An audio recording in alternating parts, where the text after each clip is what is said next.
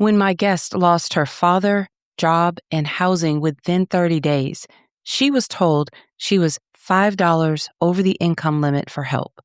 Today, she transforms the systems that once failed her. Listen in to hear how lived experience becomes organizational strategy, why communities resist being ignored, not change, and what it takes to rebuild trust after broken promises. You're listening to the PHEC podcast, episode 440. Welcome to the Public Health Epidemiology Conversations podcast, where we have honest conversations with public health professionals who are creating meaningful impact in communities around the world. They know that the field of public health touches everything. I'm your host, Dr. Charlotte Hughes Huntley, and today we're exploring the fascinating journey of our guest and diving into another conversation that bridges different perspectives with the practical wisdom you need to fuel your impact. Greetings, everyone, and thank you for joining me on this episode. My name is Dr. Charlotte Huntley, and I'm the founder of Dr. C.H. Huntley, LLC, which is a public health and epidemiology consulting firm specializing in strategic planning for organizations working to build healthier communities. We help leaders make sense of overwhelming information, figure out what matters most, and what to do about it.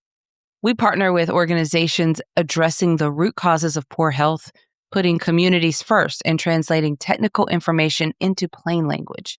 We respect an organization's history and culture while helping them move forward, build on what's already working rather than starting from scratch, and create plans that can actually be implemented. Please reach out to us through our website, drchuntley.com.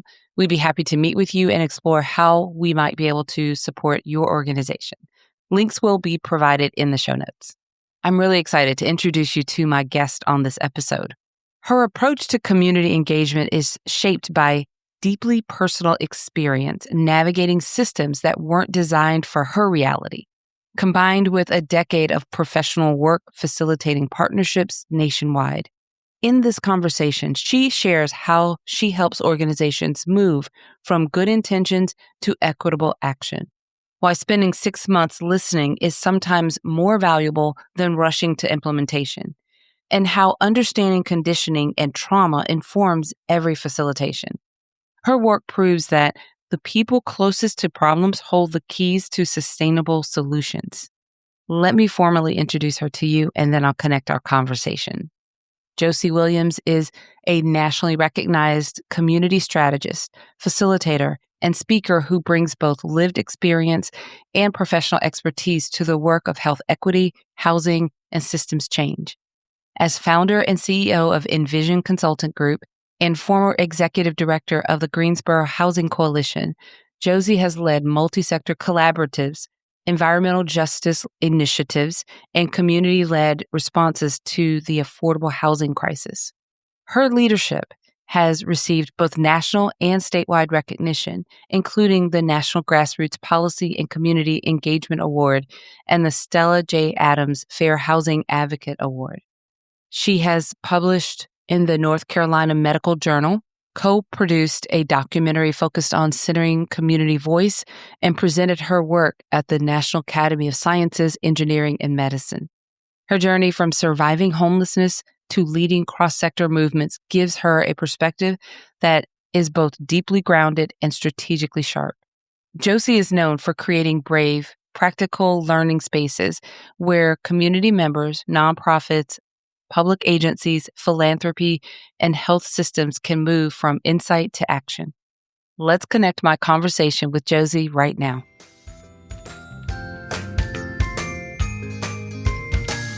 Public health is about connection, and now you have a space built just for that. The PHEC Podcast Community app is where public health professionals come together to collaborate, share ideas, and support one another. Inside, you'll find exclusive events like Power Hour, which is our virtual co-working event. It helps you connect with others and boost your productivity. You'll also have direct access to conversations with other public health professionals from around the world, and even guests from previous podcast episodes. We're more than a podcast. We're a thriving community. Be a part of it. Download the PHEC Podcast Community app today and join us.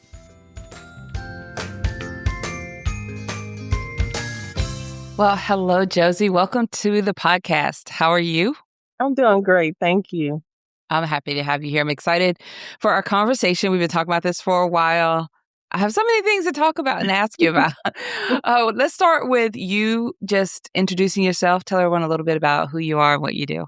Absolutely. Thank you again for having me. I'm Josie Williams. I'm the founder of Envision Consulting Group.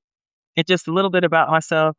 And right now I'm dual roles. I'm also senior research associate at Georgia Health Policy Center, but I'm going to focus on my work under my consultant agency. Just a little bit of background because I want to give you a little context to who I am for all your listeners. And so I'm going to share a little bit of personal experience, but also my professional experience because I realize now that my personal experience, my lived experience is a superpower. And I'm just kind of inviting myself to share more about those experiences. And so my work is shaped, like I said, by lived experience, including my experiences of homelessness for over a year in my life, but also the last 10 years or so professional experience facilitating partnerships that help communities build power and thrive. I have done so many wonderful things with so many wonderful people. I've published in the North Carolina Medical Journal. I have presented at the National Academy of Sciences. I have co produced a documentary on centering community voice. And I've received national awards for organizing and fair housing advocacy. I've served on task force, and I've also had the pleasure of recently presenting at Mahari College School of Global Health. But honestly, I think that the credential that matters most to me, or that I realize is the most key thing to my work, is that I understand what it feels like to be invisible to systems that are supposed to be designed to help you, but inevitably they don't really help you make it to thriving. You just kind of get stuck in those systems and you're barely surviving. So I've been on both sides of that, of systems. I've been on the side of systems that have failed, but I've also have been on the side where depending on how you navigate those systems, you can transform them. And so that experience has driven everything that I do now.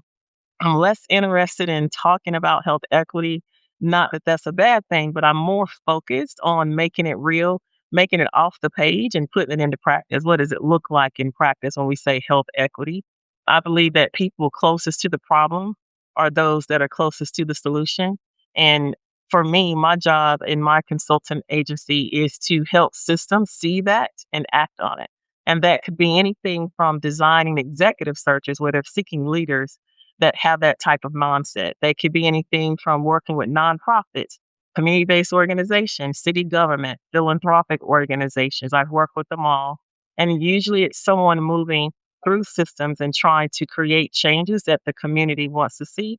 Or it's in, administrative organizations are looking to do things differently in a more equitable way. And so I kind of help them connect the dots and do that through a mindset of the lived experience, but yet all that professional background that kind of complements each other. And the interesting thing, I never think that those experiences are or should be ever excluded or separate. I think that that is everyone's superpower. There's a story in each of us, and when we combine that with our work, magic happens. Absolutely agree with that.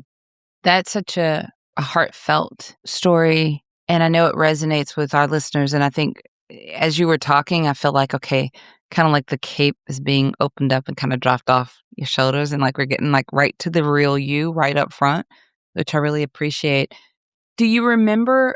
Of course, a lot of what we understand is like our retrospective view. I'm sure as you were going through this, it didn't, I'm not sure how much of this made sense or if it was part of the path, but do you remember when you thought about public health as a real career focus? Like, how did you start to lean into this direction? Yeah, my interest in public health didn't begin in a classroom. It actually began in my experiences of life. When I was homeless, I was also a single mom. I was working everywhere I could find work. I was doing everything I thought I was supposed to do, and I still could not keep a roof over our heads.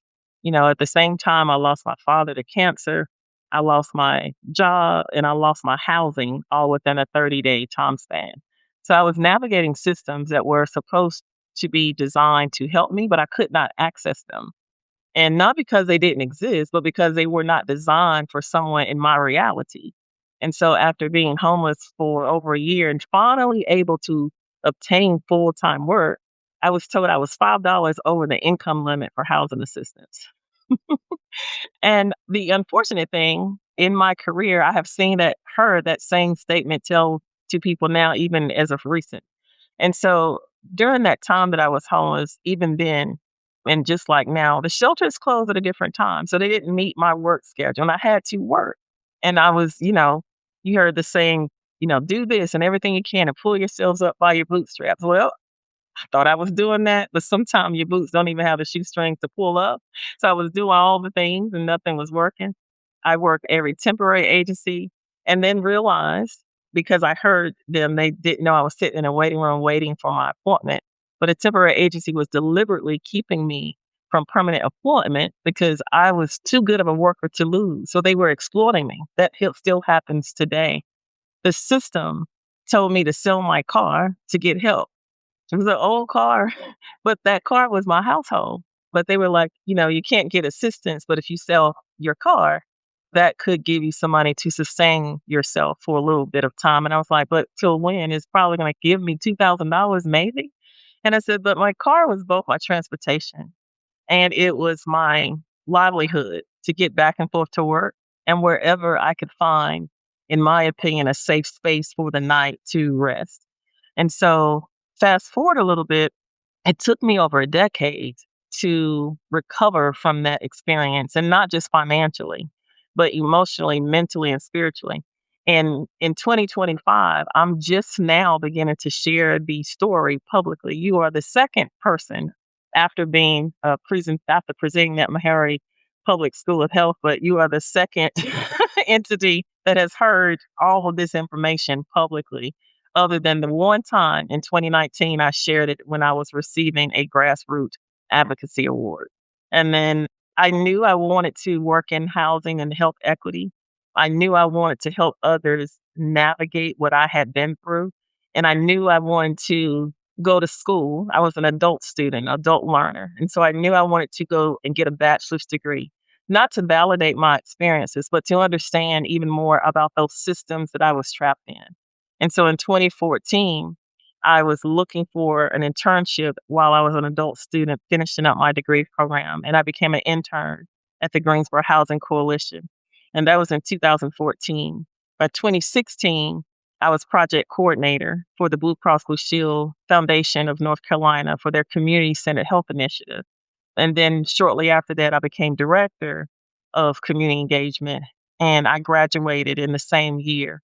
I saw during that time how mold and poor housing quality, disinvestment in community and economic development, environmental hazards were showing up in poor health conditions like asthma or anxiety or chronic stress in entire neighborhoods. And I remember thinking, this is what happened to me. Like, this is what happens to thousands of families, and most of them are invisible to the systems that should be helping. And that was my moment that I understood public health is everywhere. It is in every policy.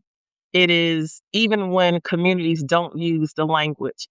Mr. Dawes, the founding dean for Meharry School of Public Health, talks about the need for structural level interventions that go beyond nibbling around the edges of inequities. Well, that's exactly what I realized we needed. Like, we can't just treat the symptoms, we have to change the conditions that create them. And so, fast forward a little bit more in 2020, 2, maybe 3 weeks before we went into a national crisis with the pandemic, I was appointed executive director of the Greensboro Housing Coalition, the same agency that I had interned with in 2014. And my mindset going into that job was fueled by all of the things that I just described. And so for me, public health found me long before I knew that there was a name for what I was doing. Like, I remember when I was project coordinator and someone's like, you are a great organizer and mobilizer of people. And I was like, organizer, let me look that up. What are he talking about? I had no idea. I was just moving and navigating in a way that I felt people needed me to, but also my experience was like, what would I have wanted if I had the influence and the connections or the power? What would I have asked for if I even knew that I could ask for certain things? And that's what gave me an understanding of public health. Thank you for sharing that story. That takes courage to open up and to do that. And I hate that you had to navigate that period of life in that way. I'm also grateful that you've been able to pull these lessons out, and then you're being what you wish you had, to improve for other people, improve the systems and make it better for other people. Can you share maybe an example of how you've been able to go in with your experience through your lens and improve a program or develop a program or have some impact in the way that people are not being lost in these systems? Yeah. So my work through Envision Consulting Group includes providing technical assistance, facilitation, strategy support to nonprofits, even local governments, coalitions, whether they are developing a coalition or they have one existing and they're trying to strengthen, enhance, improve, foundations, philanthropic organizations, even health systems nationwide. And so my work has a specialty in community engagement strategy because of my experiences, both personal and professional, how I show up with and how I educate people on how to show up when they're doing something has allowed me to be recognized for that work. And also environmental justice facilitation, even grant development, and as I mentioned earlier, executive searches and particularly strategic planning. For example, I facilitate conversations between health systems to strengthen their community partnership or improve their data collection for community health initiative. When the ask came to me, they recognized my ability to help folks build coalitions around equitable practices and strategy, helping folks understand how to build organizational capacity and organizational readiness before you engage with community. That is often missed. Sometimes we jump into a thing before we recognize I need to do some things internally first so I can be ready to engage. And so, whether it's a statewide affordable housing initiative, or maybe it's a local coalition trying to build trust after years of broken promises, I help partners design community powered solutions that can actually be sustained. And the way you sustain them is you do that through building equitable practices. And honestly, you allow that to be built from the ground up. The residents are not just setting a table, they have created a table with you, and you're not designing for them, you're co creating with them. And so their voices have to be prioritized. And that is how we get at the heart of addressing root causes. It always is interesting to me. We talk about addressing root causes, and you have not asked one person of those that are impacted by the cause. Like, I don't understand how that works. It does not work. And I think we learned that from COVID-19. And so all these aha moments that was going on, and I'm thinking, these conditions have been here, but there's a flashlight shining so brightly now it can't be ignored, and we have to move differently. Now we see we have to show up and we have to think differently to address those things at the root. In Atlanta, Georgia, or around the state of Georgia, I also provide technical assistance to communities across through the state through the Georgia Thrive Together Health Initiative. These are health opportunity pilot communities working on vital conditions for health, such as affordable housing, basic needs for health and safety, even quality education or meaningful work.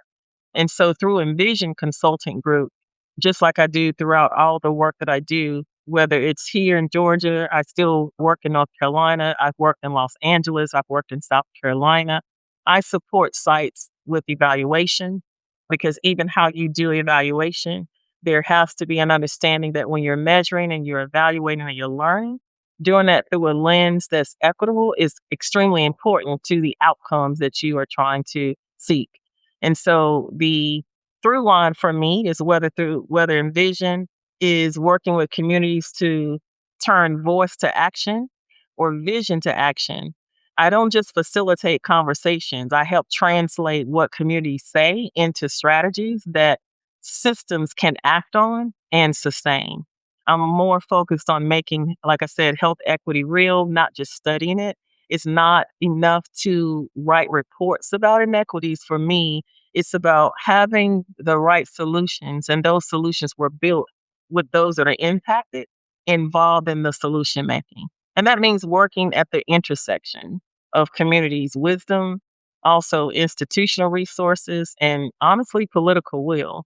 And honestly, that's why my approach is actually called voice to vision to action. It ensures that community voice doesn't just get heard, but it's actually implemented. And that's what I help organizations and others do.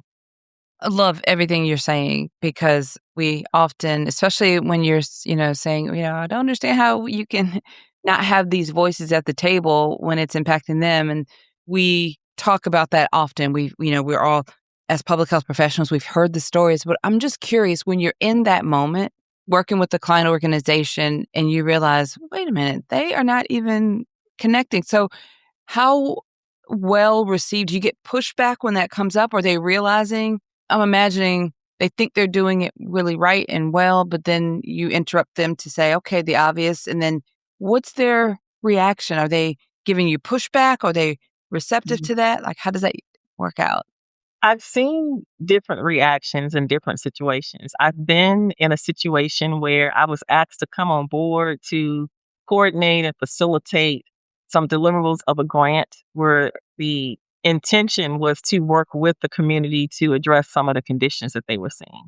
And on paper, it looked wonderful. It looked like there were diverse voices at the table. It looked like the community was involved. And then when I come on board and I'm doing my assessment, there's nobody around. There's really not the strong relationships that are necessary in the community to, I think, do this work effectively and equitably. And so I asked the question and I said, where's all the people in the grant that was, you got wrote down? And this person was like, come in here and shut the door. Let's talk about it. Yeah. And I was like, what's happening? And he was like, you go find them. And I was like, oh, goodness gracious. So sometimes we make it look good on paper, or it's not even about making it look good on paper. It's about you really do have good intentions, right? You really do see it this way. But when you really look at it closely, it's not what you thought and it's not how you viewed it. And our good intentions don't always mean good outcomes. And so going into a community that did not have those relationships built already, like I thought it was from what I read in the grant, or finding out also that there was so much broken trust and promises made and promises not kept. Maybe not with the organization that hired me, but other organizations or even universities had come in and done their research, and the community don't even know what happened with the research. And Exactly. so I often walk into environments with deep skepticism or fatigue. People have been engaged before and nothing changed. Another challenge is balancing the urgency communities feel with the pace and the limitations of systems. Like I said, people have good intentions, but their system is not even designed to work from the bottom up. And so funding cycles and bureaucracy, communities need responsive partners, not institutions that are often moving slowly. And so the challenge is helping people, both community members and the professionals, see their own power, but also see where they can find alignment. And many have been conditioned to think in a scarcity mindset or defer to credentialed experts, if you will, to doubt their own experience. But part of my work is helping them recognize that the lived experience is the expertise that you need there. And so when I walk into those environments with that broken trust, my first thing is not to ask the community for anything. I didn't want anybody asking me something. If I was experiencing, not if, when I was experiencing all the things that I was experiencing, don't ask me for anything. I don't Mhm. have anything else to give you. And so I Yeah. don't have, it's don't. And so I went in this one example for 6 months and listen, I did informational sessions. I did one on one conversations, not interviews. I did one on one conversations. I met people who introduced me to other people. I was ushered in to talk to certain people. And so I spent months building trust. The issue with that is oftentimes a grant funding cycle is not designed necessarily to build that type of labor. I think that where we have to do better in public health is recognizing that that type of labor is absolutely necessary.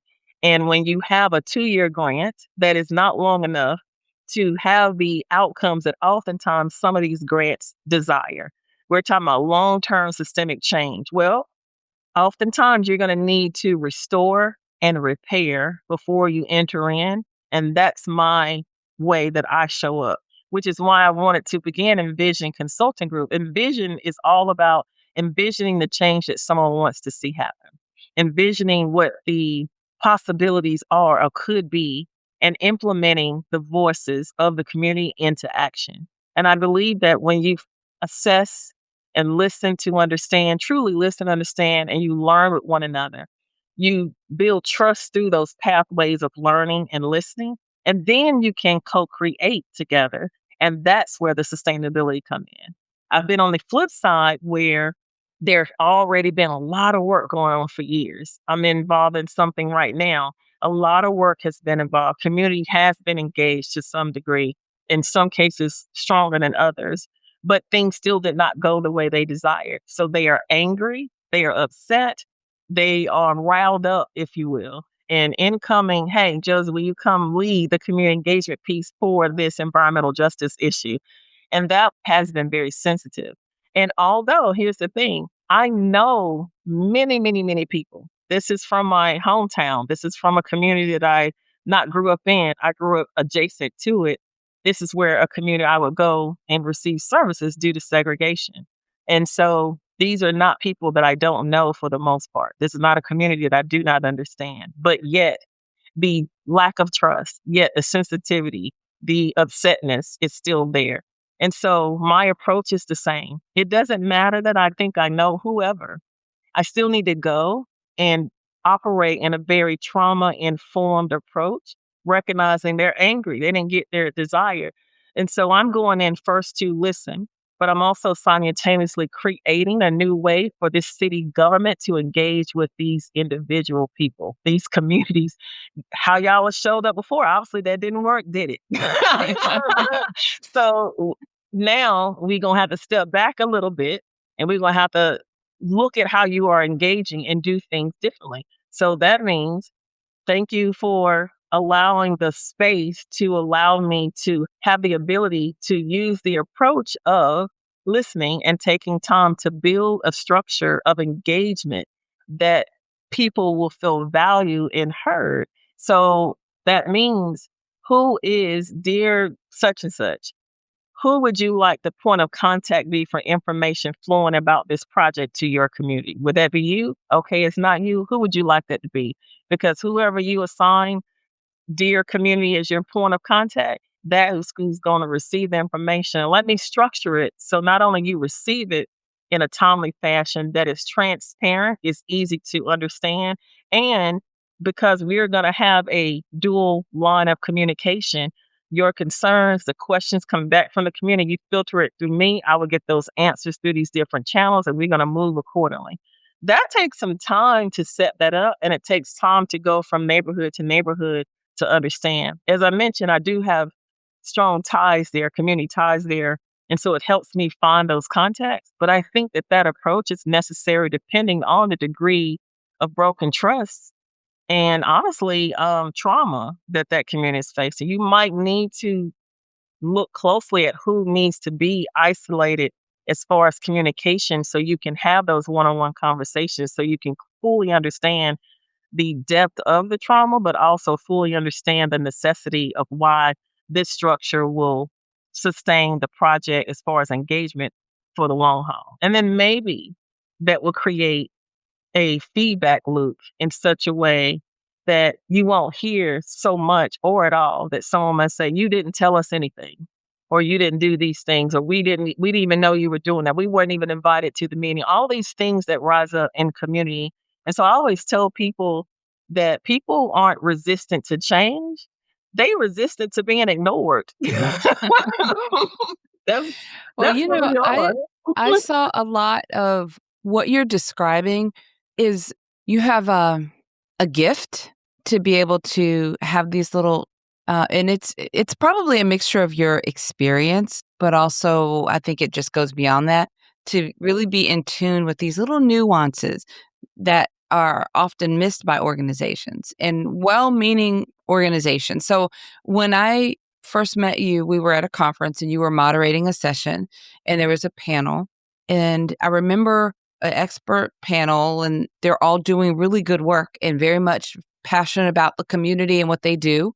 And even at that point, at that level, all those things considered, there was something that they were talking about that was relating to a community and they just didn't understand like what the disconnect was. Like, why isn't this happening? The community didn't do this. And you actually, now I'm witnessing this, but just automatically you transitioned into that understanding of the community and you actually highlighted a perspective that they just hadn't considered. And that only comes from, it's like I said, it's a gift. It's not that you've experienced everything. I think the fact that you've had, living through the trauma that you did, and that's a huge part of it. But I think that it just takes a special something to be able to even, you automatically pivoted into that role and then you began almost coaching them about what they were missing, and I think because you had to kind of go back to the session that you were moderating, I think it dropped a little bit of something into the conversation that it rang with me because, you and I connected afterwards and continued to talk. But I think that is what is unique about what you offer and how you help and why I wanted you on the podcast, because so many well-intending leaders in organizations that are doing great work, I think it's still a need to have a thought partner like you in your organization to be able to improve and really be able to reach the community on a level like you're describing with the relationship and with those long-term sustainable goals in mind. Yes, absolutely. It's so funny you mentioned that. I was thinking of that conversation that I was working with another community organization recently. I was remembering in DC that conversation. I was like, this is that. And Yeah. we have to, I'm recognizing, thank you for acknowledging that. I am recognizing I do have a gift. It is 2025, but I'm recognizing just how powerful that is. But I also recognize I am listening very intently, but I instinctively and intuitively move and speak sometimes. And so, what I had heard in that moment, in my opinion, I felt there might not have been an understanding of a different perspective related to conditioning. And so people that have good intentions come into communities and they work with us. And I still say us because I still see myself sometime in the shoes that I have already worn. But they come into the communities and they have these great intentions and they do have these powerful structures that can very help make change, right? They can help influence powerful changes. But what they sometimes don't understand, it's not one always that we need the training. Sometimes the organizations need the training and the understanding and the building the understanding of the history of a community. But then in that moment, what it was about language. And it's about not understanding that if I say I was empowered by you, right? Empowerment or empowering communities became language that you don't really use and all the things. And I was listening to something, I think, around that.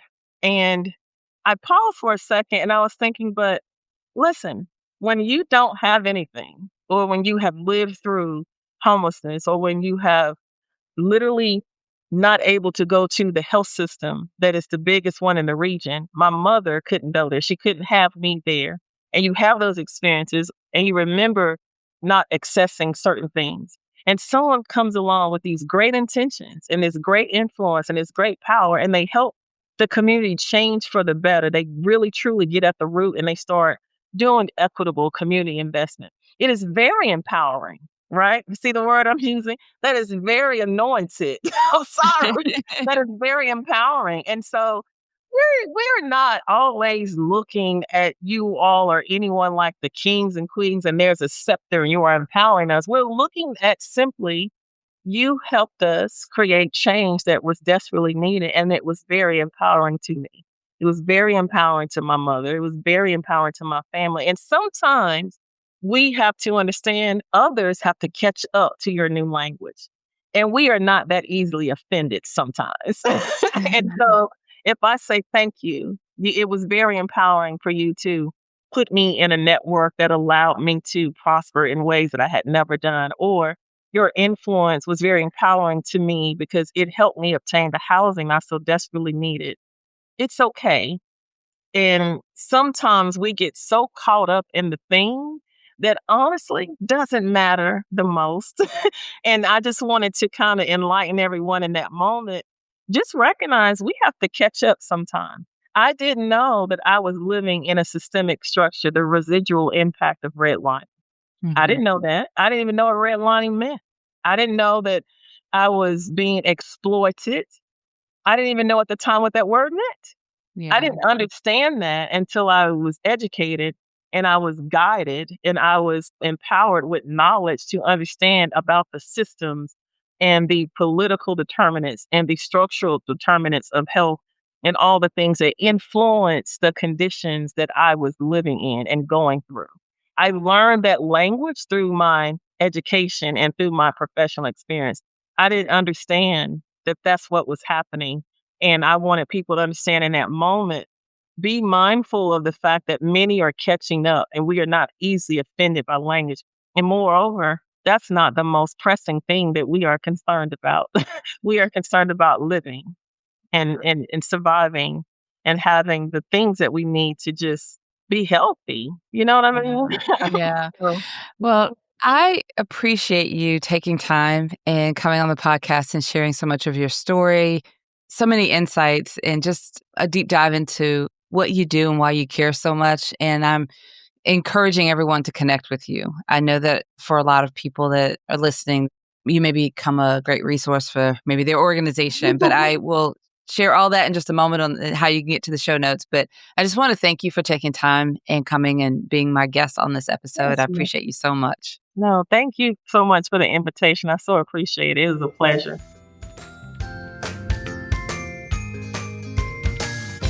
I really hope you enjoyed that conversation as much as we did.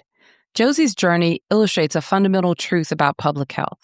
Expertise comes in many forms, and lived experience is among the most valuable. Her work reminds us that community members aren't resistant to change. They're resistant to being ignored.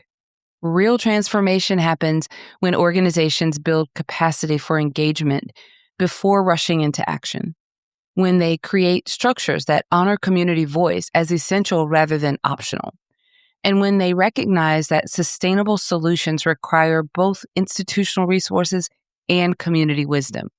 Whether you're navigating systems yourself or helping organizations navigate differently, your story and your perspective are superpowers worth sharing.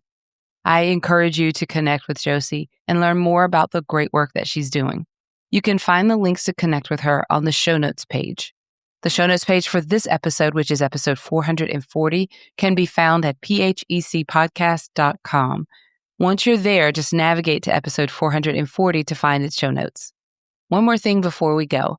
Remember that our podcast has an app and private community where you can engage with public health professionals around the world. You can download our PHEC podcast community app in your mobile app store, and it's available for both Apple and Android users. You can also visit phecpodcastcommunity.com to join the community on desktop. All right, everyone. Until next time, have a fantastic rest of your day. Thank you for listening. The show notes page is where you'll find links to everything we discussed in this episode. To find the show notes for all of our podcast episodes, just visit phecpodcast.com.